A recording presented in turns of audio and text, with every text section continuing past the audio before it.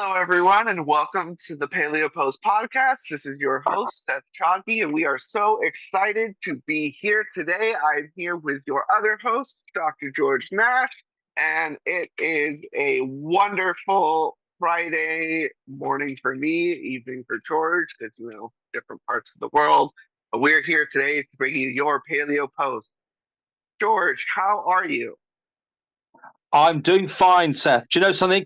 For the first time in about 6 months, we have dry weather, no rain, and it's what we would call in England gardening weather. Wow, so, very so nice. so the sun's out, and I'm happy. I can imagine. It has been very sunny here as well and quite hot. It has also been rainy here, not for 6 months, but for a few weeks.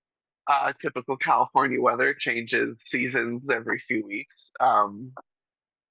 But yeah, things are nice.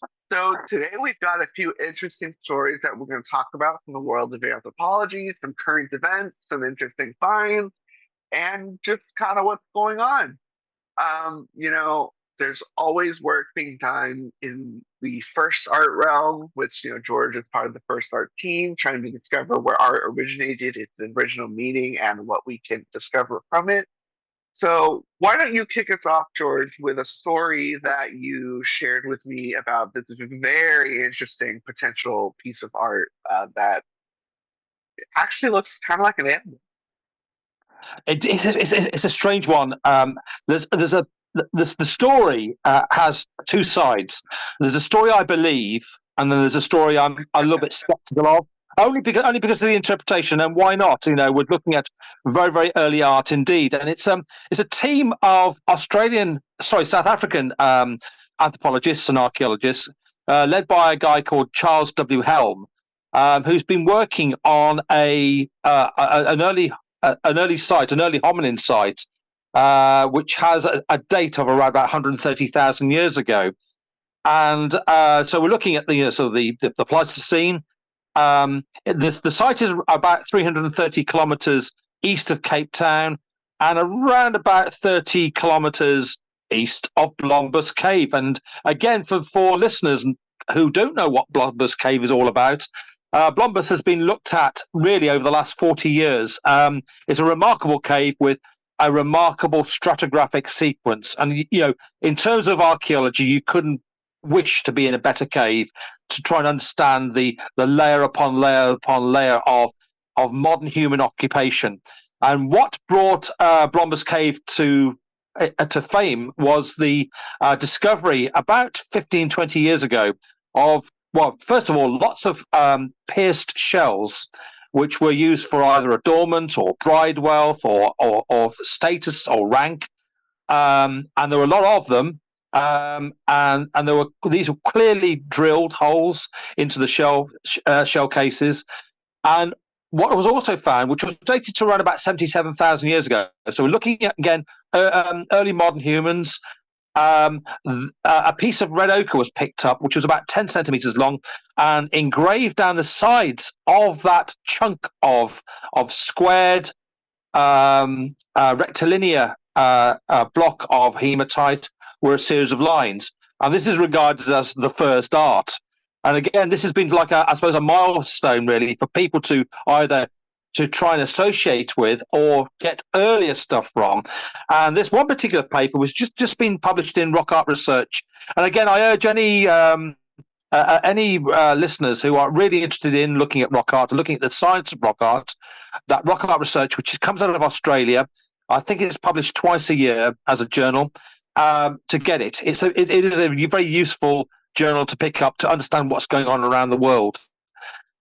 Anyway, Charles W. Helm has been working there since around about 2008. So it's another Blombus type sort of project, which will go on and on and on because of the wealth of archaeology they have there within the area of this place called Still Bay, which is again around about 30 kilometers east of Blombus Cave.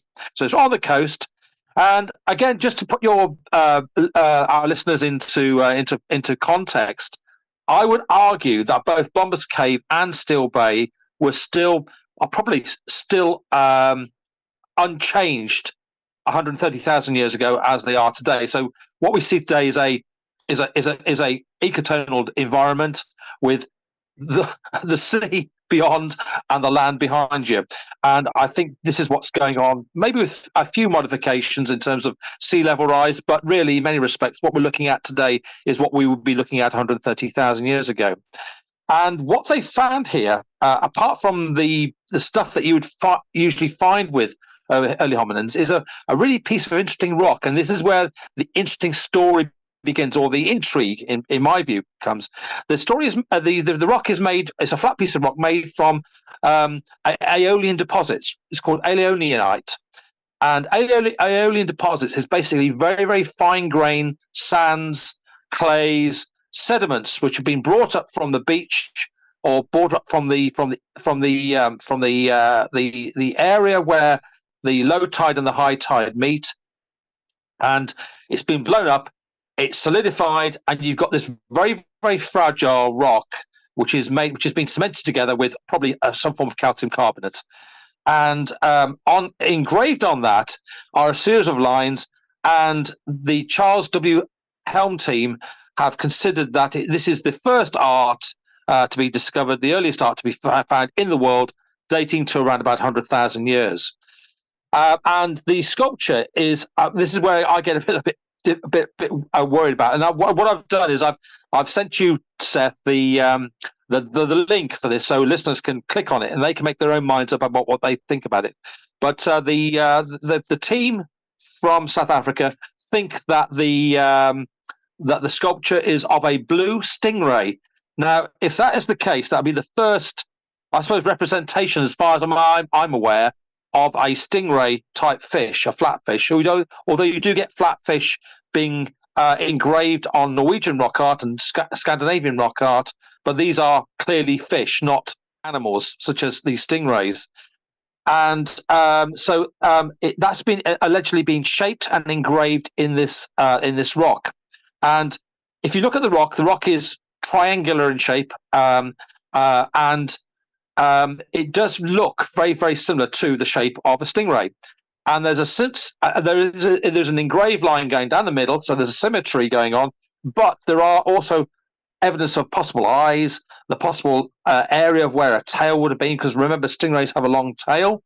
And so it's more than likely incomplete. Now, the problem I have with this is that, as we all know, for those who work in the field, if you look hard enough, you'll see what you want to see. That's my big problem. Yeah. That's the big problem with this particular story. So here's a good example. I was down in Le Palata one day. This is a beautiful cave down in the southern part of Spain. And the owner of the cave says, I want to take you to the Margaret Thatcher stone and the Ronald Reagan stone. I thought, aye. So there's this beautiful series of sheets, speleotherm coming down the wall. And if you look hard enough, you can see Margaret Thatcher's face in there and Ronald Reagan's face in there. So hence why it's called the Margaret Thatcher and Ronald Reagan stone. So you've actually sort of pieced together in your mind, your modern mindset, there's various lines and shapes of the face of those two characters, and you can then say what it is. And I think this is what's happened with this so-called stingray stone, in that if you look hard enough, you can actually see the lines and the shape of the stone representing a stingray. And this is, again, important in many respects because, again, it's a modern 21st century mindset sort of view on something which is ancient. And probably if the artist was still around today, he or she would be laughing, saying, Stingray? That's Stingray? It's not a bloody stingray, it's something else. And then they would then would tell us that story. So that's important. That's the one point. And again, if you look very carefully at the stone itself, there's a single line going down there, which is the spine of the stingray. However, there are other lines which are not symmetrical, which tells me that we've probably got an engraving which comes from something much larger. And the stone is basically, because the actual sedimentary rock is very, very soft indeed, and it can easily flake away and get shaped by erosion, by wind, by water, by rain, etc., seawater, sorry. Then we can have the idea that what we're looking at really in many respects is just a very, very eroded stone with markings. Now, I would not go against the idea that these are markings made by human agency. And if that's the case, then I believe that we've only got a fragment of what is being shown on that rock. And the one thing that the authors were talking about is the idea of that sculptures, the first sculptures, were like sandcastles that every child loves to make them, and they shape the sand in how they want to. But again, my argument would be that if that's the case, then would the sand last? Would the sand sculpture last 130,000 years ago? And the answer is no. So I somehow think that this may be a very much earlier piece of stone, which has been shaped 130,000 years ago. It's been found in a context which you can then do indirect dating with, and that's how they've got their date. And then you start saying something quite interesting. So that's interesting itself. That's why I've found, a nice thing to talk about. And also not to think about the idea that it's very, very close to Blombus Cave. And then they go on to say, and this is just within the summary of their article, about the symmetry, which I was very, very impressed with. And they're basically piecing together the idea that what they're looking at is a stingray. However, to a skeptic like myself, I'm a little bit skeptical about the whole thing, is that, yes, it is half human agency, but it may represent something else. So I'm going to walk away now from the idea that it's a stingray, but more importantly, I'm going to think about the idea that what we've got there is figurative art. Now, this is very interesting because, as we well know, and I'm going to be Eurocentric now, as we well know that in Chauvet Cave, we have high art at 40,000 years, and then nothing before. Really, we've got a few, we've got a lot of signs and maybe the odd animal coming through within Europe, which is around about the 40,000 mark date. But there seems to be a big gap missing. And this is what the authors bring up, which is very, very interesting and very, very controversial, of course, that if you've got figurative art, which is 90,000 years earlier, then there's a gap. There's a gap between 130,000 and 40,000 of 90,000. What is going on? Are we looking hard enough? Have we found more stuff? Have we looked at stuff which hasn't been dated properly, for example? And again, this is an inherent problem with archaeology and anthropology, especially when you're looking at early hominins. So there's an interesting point to consider. How do we get from very simple marks, scratches, spreads of hematite, pre-40,000, and maybe handprints as well, because we've got obviously Multiverso Cave in Spain, which does have the handprints, which are 65,000 years. But how do we get from those very simple designs and simple actions in terms of art or communication marks to the high art? I mean really high art of Chauvet. And again, most of our listeners will know about Chauvet Cave. It's discovered in 1994 by 4 cavers. And then in goes my colleague, Jean-Claude and his team, and they unravel a most amazing cave with fantastic archaeology, fantastic evidence of possible bear cults, and the most remarkable, spectacular rock art of that period that you'll ever find. It is early Upper Paleolithic in date, 40,000 or thereabouts, 42,000. And you've got all the major animals which are being represented. But there's nothing before then. If you can walk outside Chauvet Cave, show me more evidence. And there isn't any. If there is, it's very, very limited indeed. It's in Europe. So I've still got my European head on at the moment.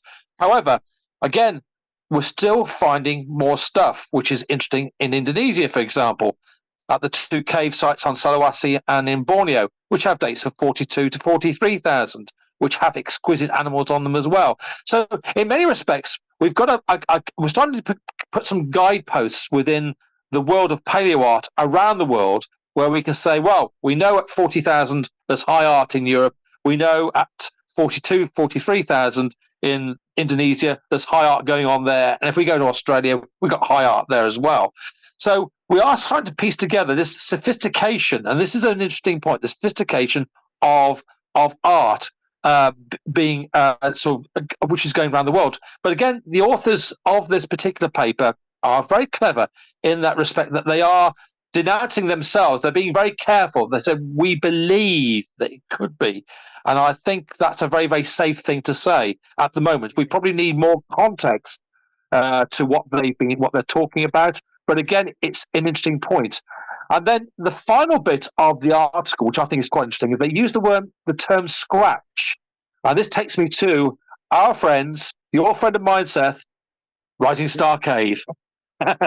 because what we do have, in Rising Star is evidence of scratches. And again, these have got to be probably verified for scientifically for the future.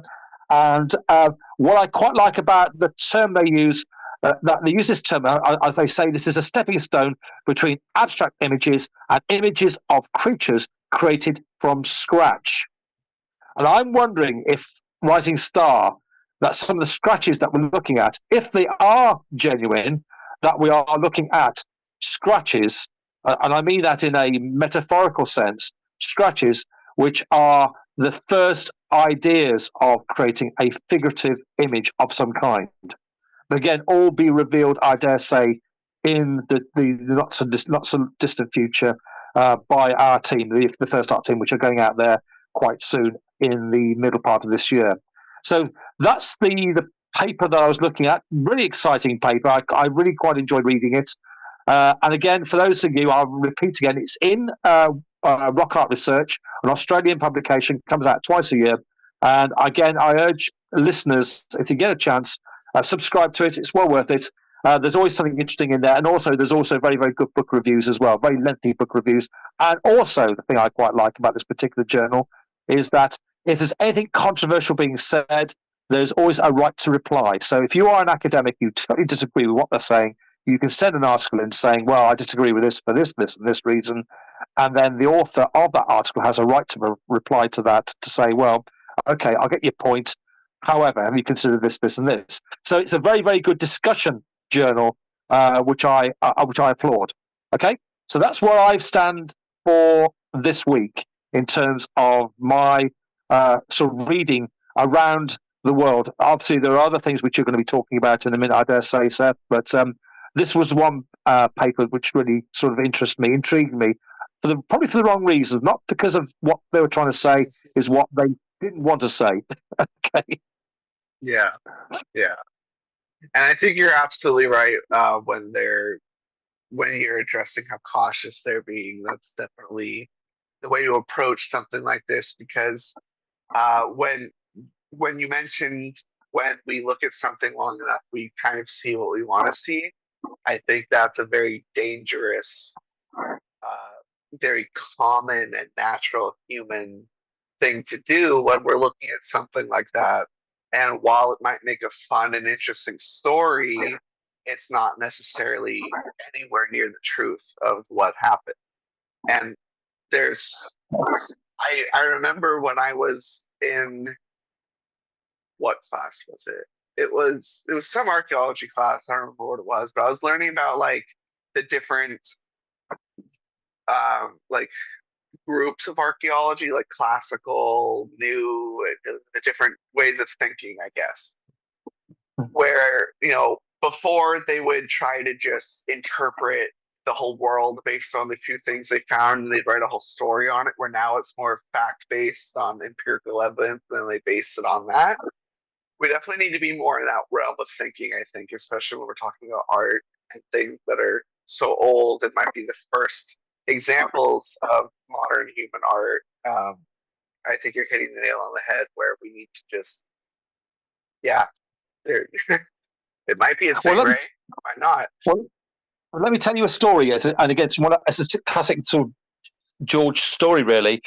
Around about 1999, I was doing some cave prospection in an area in central England, and I took a load of photographs.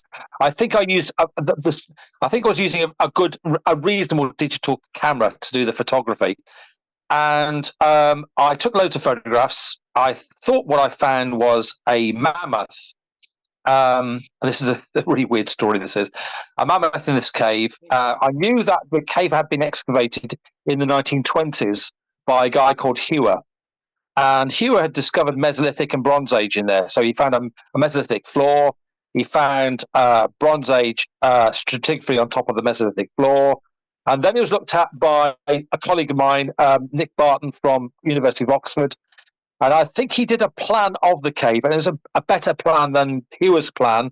It was properly surveyed in, and it was, did everything what you wanted to do to reassess what you were looking at. I can't remember if Nick did any excavation in there. I think he may have done some trial test pitting, but both of them did not look at the walls.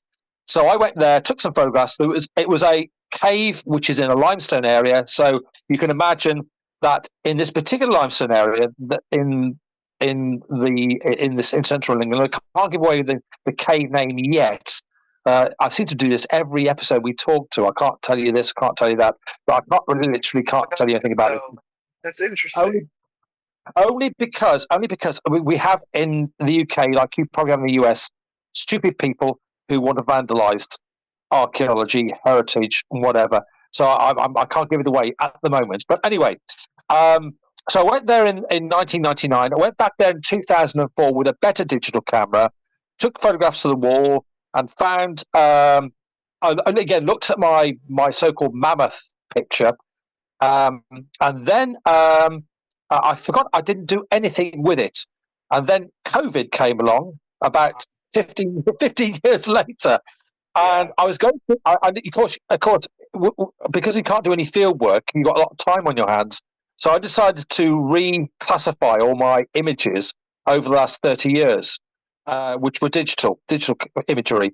And I got to this particular cave site, and I then ran them all through D-Stretch, because by that time, up until 2004, there was no D-Stretch, but by 2009, D-Stretch started to creep into the archaeological methodologies, and it became obviously an invaluable tool for rock art specialists to try and tease out the reds, the blacks, the yellows, pigments that you can't see with the naked eye. And believe you me, I mean, again, if any of you listeners, our listeners have not sort of seen the results of D-Stretch, please do so. Just type in D-Stretch or decoloration stretch, and you'll see remarkable, imagery come before your eyes. And anyway, so I just ran these pictures through D-Stretch in 2021, and lo and behold, I still think I've got a mammoth there. So I decided to run them past Jean Clot. So I sent the photographs off to Jean Clot, and Jean Clot says, "No, you do not have a mammoth there. You have 3." Oh. And when he was talking and he describing it to me, because we talked, and he described to me, he said, that you've got this line here, that line there. And it started to make sense. And so I'm very, very excited. I've got to go back there. I went back there with my son and daughter, who have got better eyesight than I have.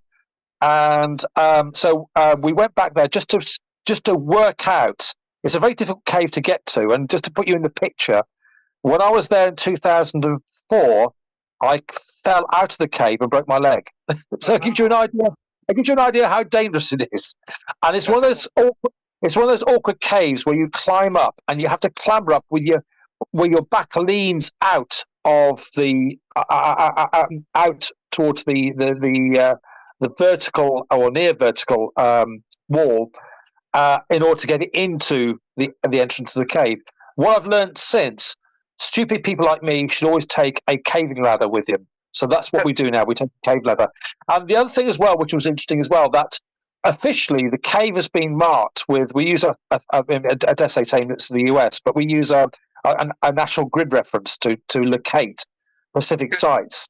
And you couldn't make this up, but the last time I was there trying to find the cave, I eventually found it, by the way, but the National Heritage Agency, English Heritage, had placed a digit in the wrong place. So I was looking in a completely different area.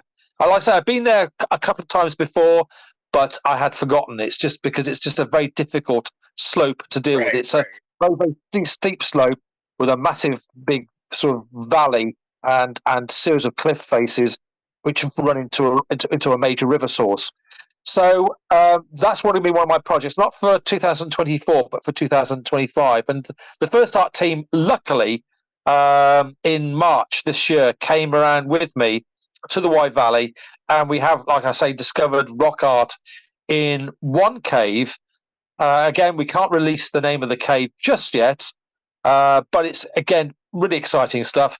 The only snag with this particular cave is we don't have any calcite flow over it, so we can't date it. But the indications are, because it's the way it's been applied to the rock surface, it's more than likely, in my view, and also the view of Sarah, who we interviewed a couple of weeks ago, and my colleague Hippolyto, that it is actually Paleolithic in date. So that's really quite exciting. And I'm really looking forward to taking them to this other cave where we have the potential mammoths. So again, it's interesting that what I'm trying to say is that our first impressions of looking at a particular panel or a particular piece of archaeology 20, 30 years ago has changed only because of the technology which is available to us.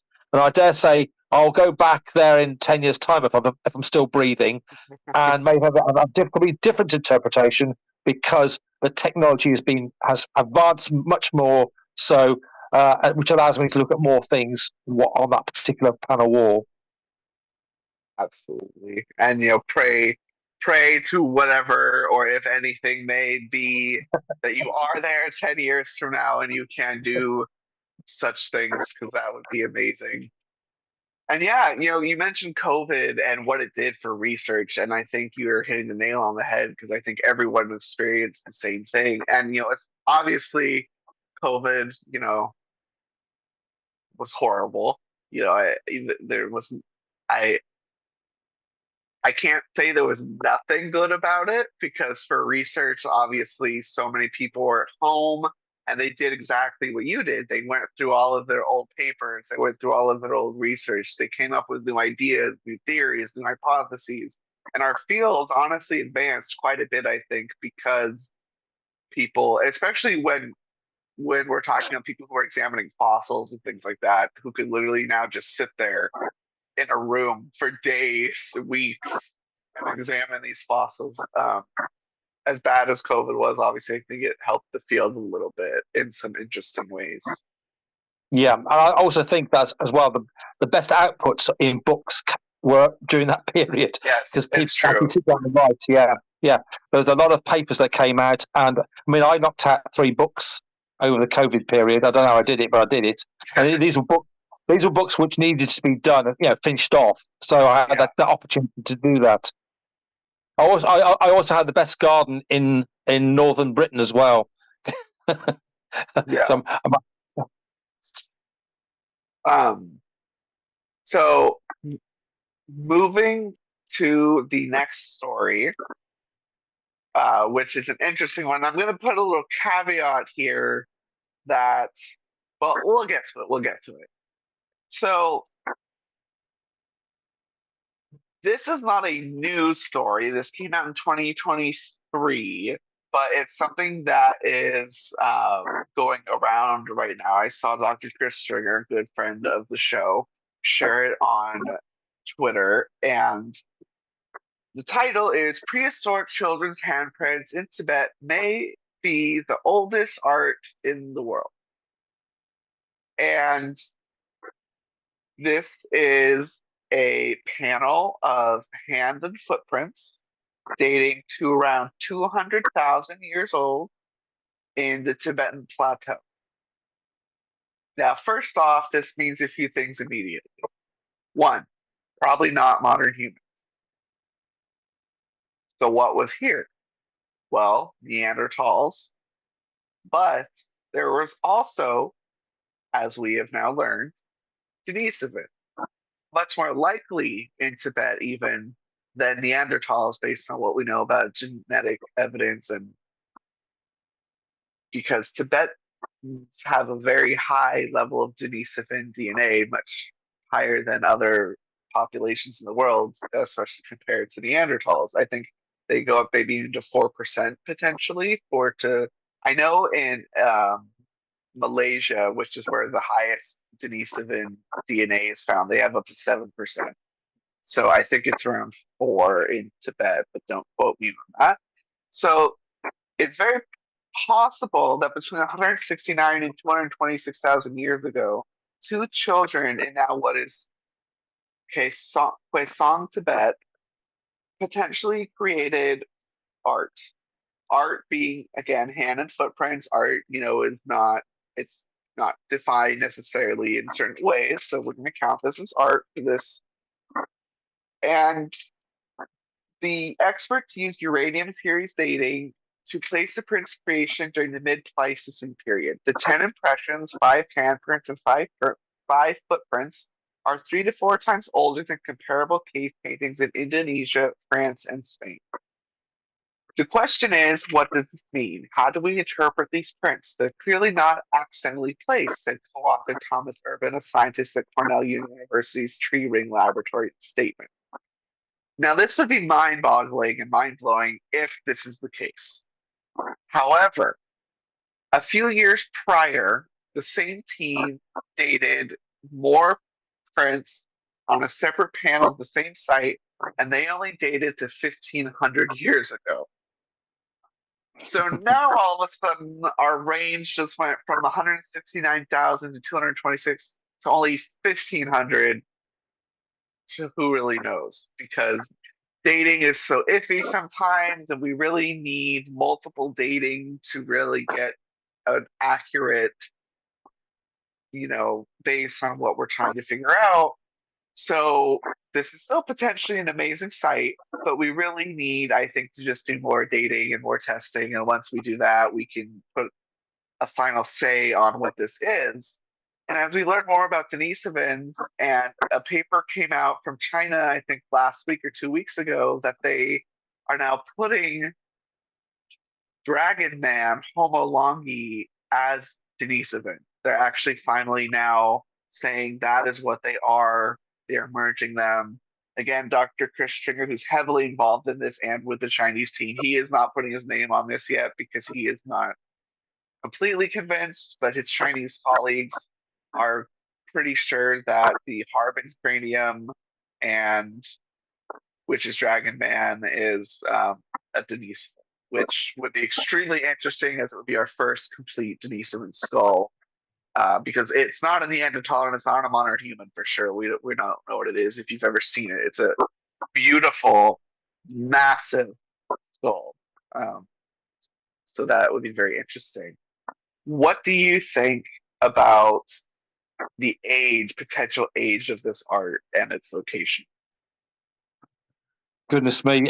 Well, the thing I'm a bit concerned about is that I've just reviewed a book, in fact, on the rock art of Tibet. It's one of 5 volumes, which is an American that's been doing his PhD there, and he's now published a really good comprehensive. I mean, the book is about 500 pages long. That's volume 1, and there's another 4 volumes coming out. I think the second volume's already come out, in fact. And his sort of dating range is to the Bronze Age, so that he has nothing really before the Bronze Age. So we're looking at around about 2,000 to 3,000 BC. So I would be very concerned, and this is where we come into this question, Seth, of split sampling. I think if the days of relying on one laboratory to do the dating and to come up with a fantastic date, and we can see this in my country with the Red Lady of Paviland, for example, and I'll come to that in a minute. Is problematic. We've got to have split dating, and this is the reason why we're doing split dating at the moment with this particular site I've been looking at in South Wales, where Sarah and I were working a couple of weeks ago. And the site that I'm talking about is very close to a place called Paviland Cave. Now, Paviland Cave was excavated by William Buckland in 1823. It was looked at by William Solis in 1911, 1912. It was the lithics were looked at by Arthur Ap Simon and Roger Jacoby, and who's the other guy? Stephen Oldhouse Green. So there's been a lot of comprehensive work done on this. And then in 1964, they did a radiocarbon date on the skeleton there, the so-called Red Lady of Paviland, who was actually a male. The reason why they called them Red Lady, because the bones were covered with hematite. So again, part of the ritual process, this is what made the the actual burial very, very significant and very, very important. But in 1964, a guy called Oakley did the radiocarbon dating on that and got a date of 16,430 or thereabouts, and that fitted nicely with the deglaciation of the Welsh ice cap in Wales at that time. It was retreating rapidly northwards, so you get human communities coming in, the animals coming back again across the Bristol Channel, which incidentally was still then a fertile plateau. And then it was looked at in the 1990s, and they had a date then of 29,000. So we've gone from 16,430 to 29,000. And then the last lot of radiocarbon dating, which was done by the British Museum, was around about 32 to 33,000. So we've actually doubled the date. So this is the problem with using single laboratories to get your dates. You need to have split sampling. And I think certainly this is something that First Art tends to do now. Everything is split sampled, because if you're doing dating, you need to have two laboratories which come back with you with dates. You have your fingers and toes crossed to think that the dates are going to be roughly contemporary with each other. If they're not, then there's a problem. Then you go back and you resample, because as we well know, that we can get contamination within the dating record. So we have to be really, really careful about how we extract the dates. So I like you. I'm a bit skeptical when you've got on one side, one panel, 1,500 years old, and then suddenly it jumps to 200,000 years old. I'm a bit concerned about that date, to be quite honest. I like to think it would be, and it's plausible.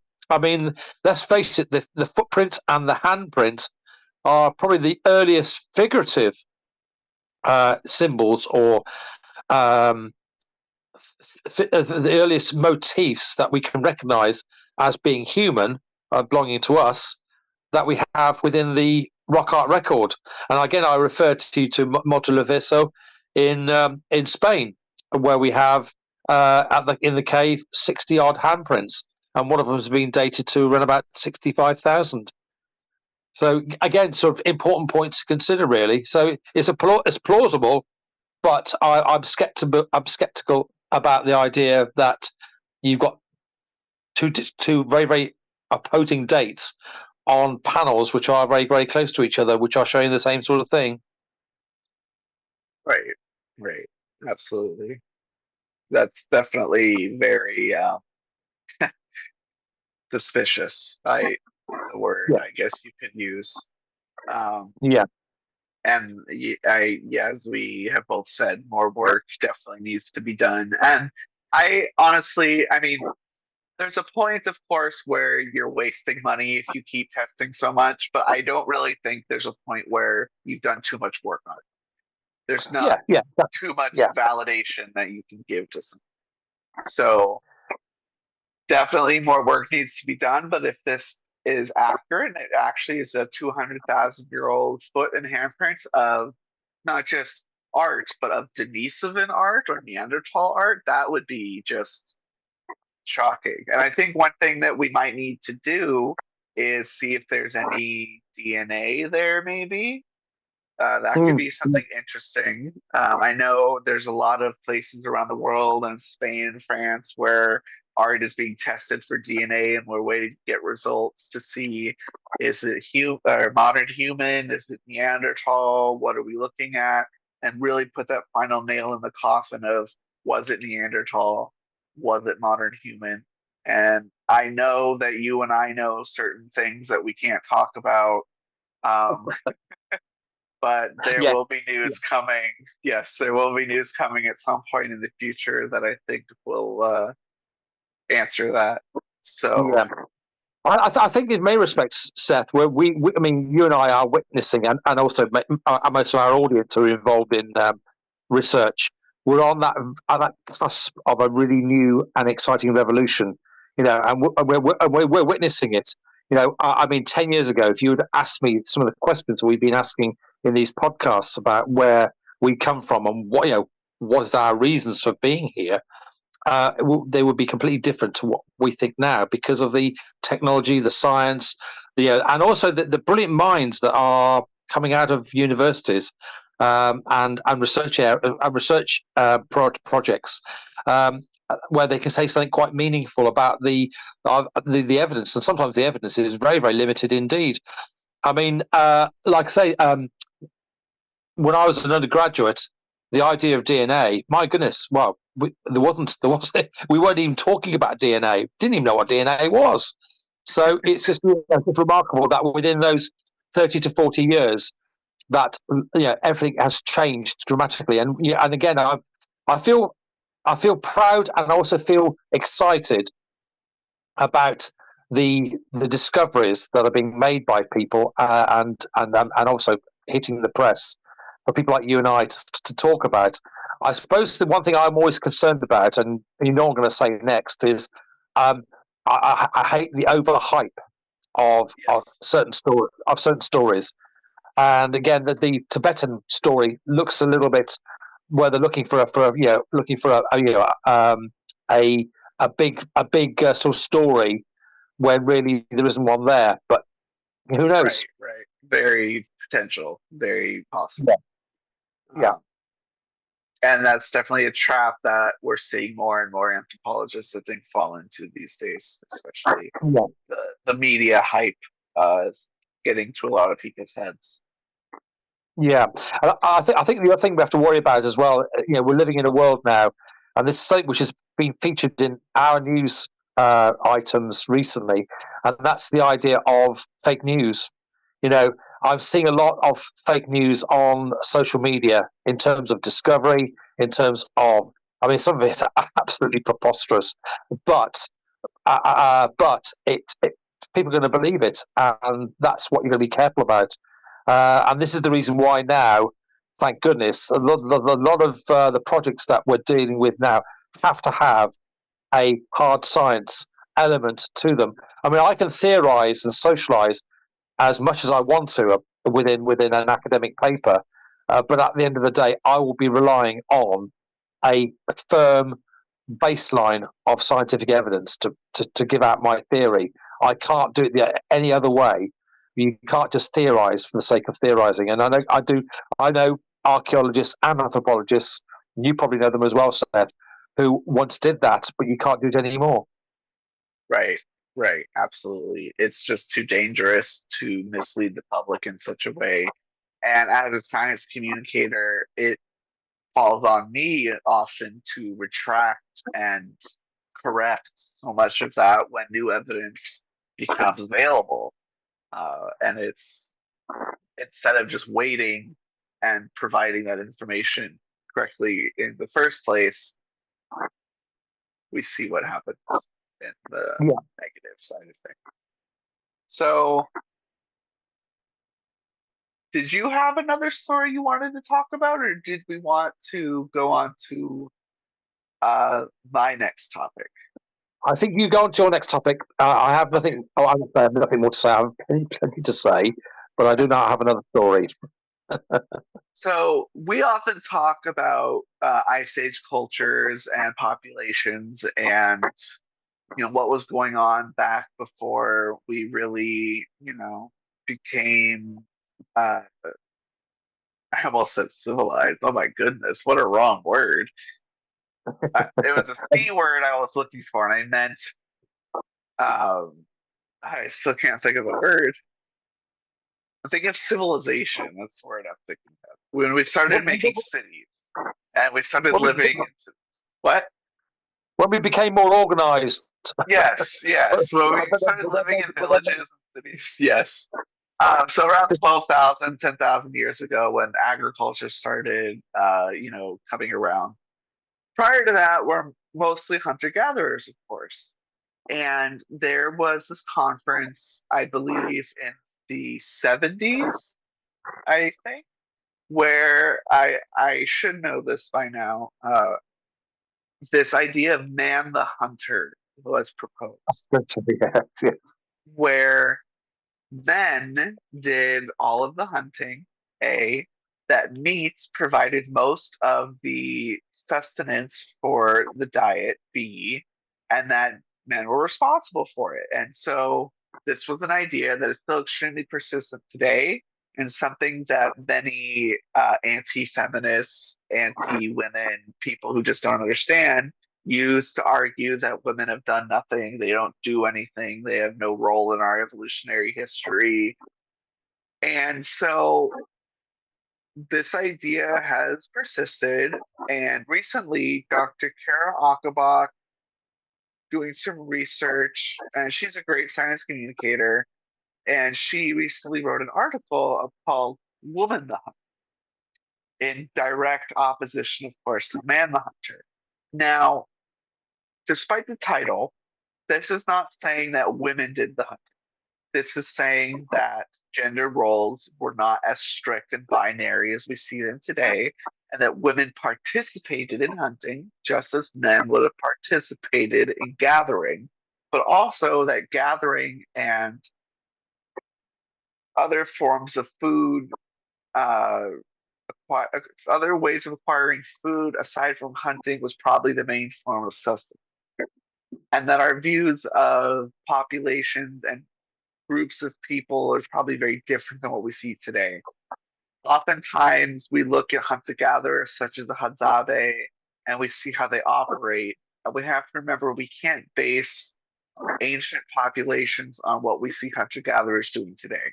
It's a mistake and a trap that many cultural anthropologists fall into. And it's something that is extremely controversial that's going around. I can't believe the amount of hate mail I have received for doing this interview with Dr. Achenbach. And, based on your knowledge of archaeology and on cave art, because that's something that I want to ask that a lot of people are contentious and arguing about. Who created cave art? Was it men? Was it women? Was it children? Was it all of them? What do you think? And is there actually any evidence? Because there are people in the comments on this going, there's full empirical evidence that only men did this and this and this. And I literally go, where is it? Give me the evidence. And of course, they never respond. But I am Yeah. curious, is there any evidence to say anything either way as to who created cave? Yes, there is. There's actually some very, very good stuff. And I would add to your critics and use the term, it's an English term, bollocks. It's a load of bollocks they're talking, because clearly there are gender roles within human society. And I think I draw you to two really good examples. A guy called Lee and DeVore, 1976, and they did a big study on Kung society in the Kalahari. And quite clearly there, what they worked out was that men go out hunting occasionally for the big game. So they organize themselves into groups. And what's really lovely about the Kung, or should I say Kung, because they use a clicking language. Right. They're interesting. They have within their society a degree of equality. So the person who there's no sort of race to get the best meat when they've done their kill. So someone will produce the arrow, someone will produce the stave, someone will go out and do the hunting, and that gives the equality within each family group. That's the man, the wife, and the children to have their fair share of the meat. At the same time, remember this, they're not doing this every day, they're doing this occasionally. The majority of the gathering and the small hunting or fishing is done by women. Women, and they pass that knowledge on to their children, both male and female. So there's a massive role played by both gender, and without each other, their community would, or their society would break down. So that's one anthropological thing to look at, which is the Kung. And then I will refer you to a really big hero of mine, a woman called Nancy Munn, who is an anthropologist, and she studied the societies in the Trobriand Islands. This is the work after Malinowski was there in the early part of the 20th century. So she was there in the 1970s.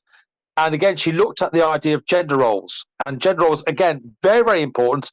And what was really interesting about that was that she clearly witnessed, because she was a participant anthropologist, an observational anthropologist, she clearly witnessed the idea of women do certain things within society and men do other things in society. And there's never a sort of a crossover. So it's very, very rigid, their roles within that particular group. And quite clearly, both were producing art, but both had art which was ignored by either sex. So men regarded women's art as not important, and women regarded men's art as not important.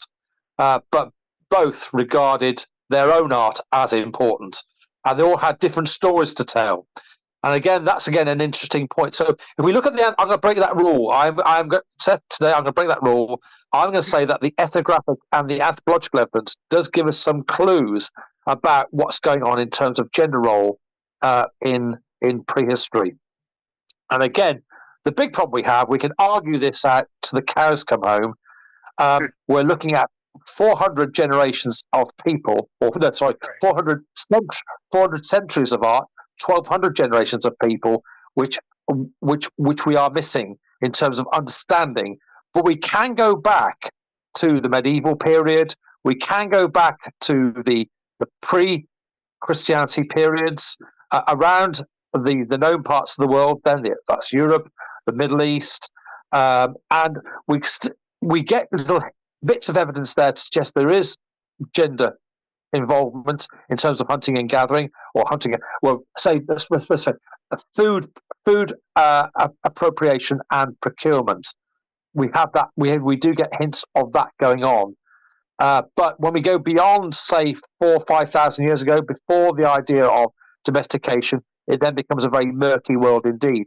However, this is the reason why we have to use ethnographic and anthropological evidence to maybe just to tease out the potential, not say the evidence, but the potential that we do have the idea of woman the hunter, or woman the hunter, and man the hunter.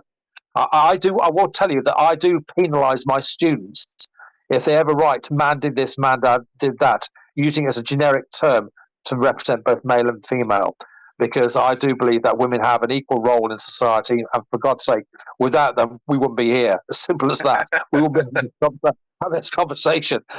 However, taking that apart, away from the argument, in terms of the role of gender within society, they have their roles. And again, I'll draw you to another person who the audience may be interested in reading. Is a very, very good a book called The Present Past by Ian Hodder. It's one of his first books. Now, Ian Hodder's a Cambridge archaeologist. He was part of the social theory revolution of the 1980s, but now teaches out of Stanford in the US. And he's done some remarkable stuff in terms of the theorizing. So in many respects, he's done everything that I said you shouldn't do, in that hasn't looked at the evidence, the scientific evidence. He's looked at society. He comes from very much a humanities, sociological background, and he's managed to reconstruct the past using the ethnographic and the anthropological evidence to say something meaningful about the deep past. And the book is called The Present Past. It's a little bit dated, but I do recommend listeners to maybe get hold of it. It's very cheap at the moment on Aid Books, but it's worth having a read through. And like I say, he uses the evidence of the present to talk about the past. It sounds very interesting, and I will try to put the link for that in the description of the video, as well as all the other links of everything we've talked about and discussed, and images of something maybe I'll put that people can look at, maybe see the handprints, the Stingray potential art as well. But Yeah, I think, I'll for that. Yeah, yeah, absolutely. But I think that might be a great place for us to wrap this episode up. yeah, I don't have anything else for this week. I know next time we have planned that we'll be talking a lot about Rising Star, because you and the First Art team are quite involved there and doing a lot of work. And we're going to be talking a lot about some things that maybe some people don't want other people to know, but we're going to talk about it because I believe that the truth needs to be public, and it's kind of misleading to not share everything. And I think we're going to. So I think it's going to be very interesting. And if you guys are interested in the Homona Letty, Rising Star, first art in general, caving, it's going to be a blast. And we might even have a guest speaker or guest host, whatever you want to call it. We'll see. But George and I will definitely have a great time no matter what. So stay tuned for that. If you're a fan of the Paleo Post podcast, if you've liked this episode, if you've learned something, please like, share, and subscribe wherever you are listening. Share this with your friends, your family, anyone who's interested in anthropology, paleoanthropology, or human origins, because we are here weekly, bi-weekly, as often as we can to share the story of human origins and everything that goes along with it with you straight to your ears from the field. All right, this is Seth signing off. George, I hope you have a wonderful rest of your evening. Hand it off to you to say goodnight to everyone. Good night, everybody, and everybody take care. All right, see you later.